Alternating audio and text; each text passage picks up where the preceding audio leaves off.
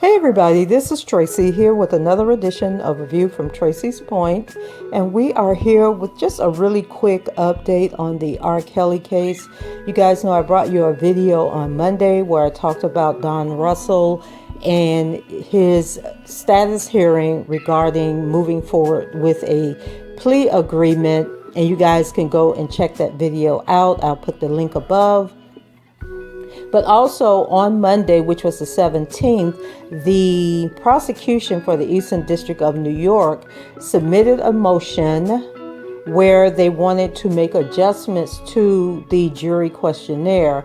And I can't remember if I read the final juror questionnaire to you guys. I know I went over the initial questionnaire, but there were some changes to it. But they were minor changes. They were, going back and forth on different questions that they either wanted added or removed from the questionnaire. And to be honest, I need to go back and go through these documents because as I'm thinking about it, I don't recall seeing the response from the judge regarding a motion that the defense entered where they wanted certain questions in and the prosecution wanted those questions removed or didn't want them added. And I'm not sure what the final decision was, but it had to do with whether or not people, had ever had STDs or known someone with STDs. But this video is not about that. It is about one question in particular.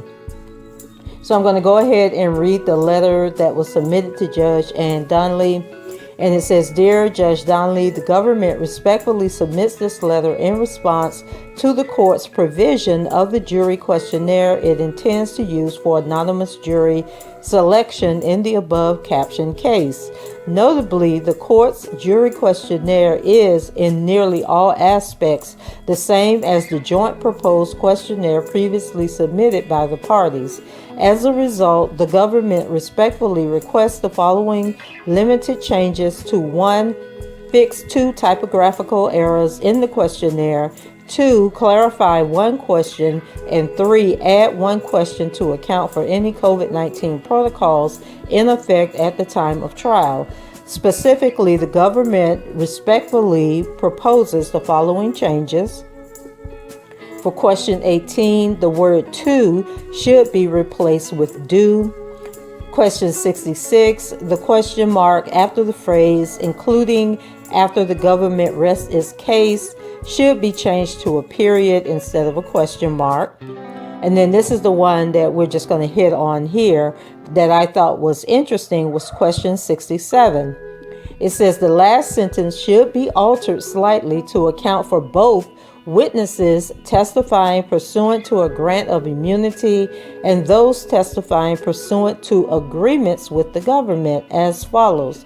Is there any reason why you could not fairly and impartially consider or render a guilty verdict based on the testimony of 1, a witness who was granted immunity from prosecution, or 2, a witness testifying pursuant to an agreement with the government? And let's see what this question was originally stated. So originally on the last questionnaire that I have from last year, it says 67, 1 or more government witnesses may testify that they participated in crimes. The witness may have a criminal history and may be testifying pursuant to an agreement with the government immunizing him or her from prosecution. Use of such witness is lawful. Do you have feelings about a witness who was granted immunity from prosecution and would make it difficult for you fairly and impartially to consider that testimony or render a guilty verdict based on the testimony of such witnesses? Yes, no, and then they ask the person to explain. So what they're asking to do now is to add another sentence onto this, including people that have been granted immunity after entering a plea agreement, or someone who is testifying who has gotten, a favorable sentence from the government because they are testifying against Mr. Kelly. And then I thought it was interesting that in question 68, it says, it is the law that the testimony of a single witness, including a witness who has received immunity from prosecution, can be sufficient to convict the defendant of a charged crime if the jury finds that the testimony of that witness established proof beyond a reasonable doubt. Do you have any opinion or belief about the law or witness who have received immunity that would prevent you from applying this rule of law? Now, I thought it was interesting that they didn't submit a request to change question number 68 to include people that who have entered into a plea agreement, because it seemed like those two go together unless there has been a later document that deleted question 68. It would just make sense to me that if you're changing 67, that you would also change 68. And so I bring this to you guys to find out, what are your thoughts? Why would they be adding this part about people who have accepted a plea agreement when we haven't heard anything about anyone involved directly with this case who has been offered a plea agreement? The only things that we have heard about regarding a plea agreement is the Richard R. Line and the Michael Williams cases. And then, of course, as I stated, Don Russell's case has been dragged out to beyond R. Kelly's current court date, so they can't be talking about him. So are we back to the Richard R. Line and the Michael Williams and them trying to tie those cases into R. Kelly's case? Will they be testifying at the trial? Or is there somebody else that's come along that we haven't heard about who has entered into a plea agreement? Or, considering the fact that this motion was written on the same day as Don Russell's case, were they submitting this because they thought that Don Russell was going to enter into plea negotiations with them, and that by the time the trial actually had taken place, that they would have gotten whatever information they needed from Don Russell so that he and the other two would be part of the case?